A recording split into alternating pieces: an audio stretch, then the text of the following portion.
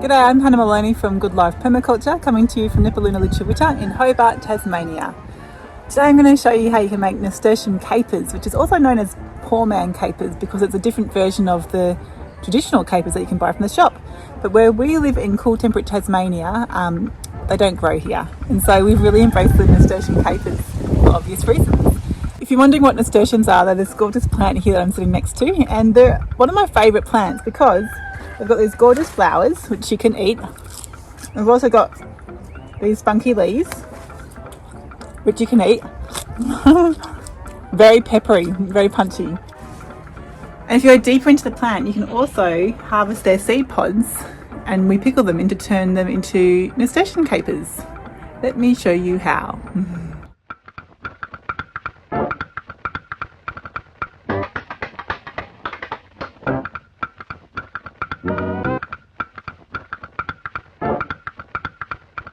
Once you've got a bowl full, you can add and put some water in there, and all the little bits of old flower and any stems or leaf will float to the top, so you can just pick them off easily, which is nice and simple. This is what they look like a minute later once you've got all the stuff off, ready to go. Back in the kitchen, I've got my saucepan, and I've actually already added in 1/3 of a cup of water, 1/3 of a cup of vinegar, and I'm using white vinegar. You can use apple cider vinegar as well. And I've got a tablespoon of salt and around half a teaspoon of sugar as well. I'm going to bring that to the boil so it can all dissolve really beautifully, and that will form the brine for the pickle. I've moved back outside because my family's just decided to watch a movie and they're super noisy because they just talk the whole way through. Anyway, so we're back out here, and I've dissolved my brine, so it's all just looks like clear water now ish. And then I've got my capers down here, and I'm going to put them in this jar.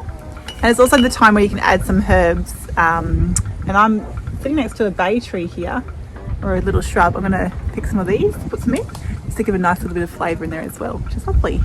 So that's what we're going to do now.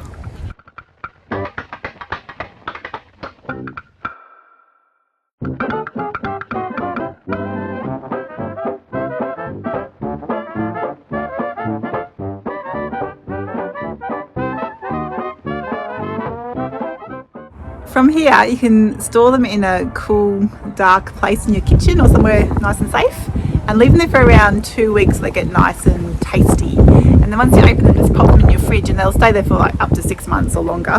But they never last that long because you're going to eat them, and you're going to pop them on your salads or on top of any kind of meal that you would put any other normal capers on.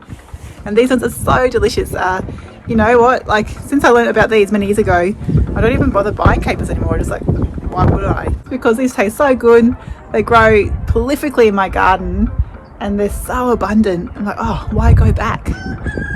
Awesome, have fun.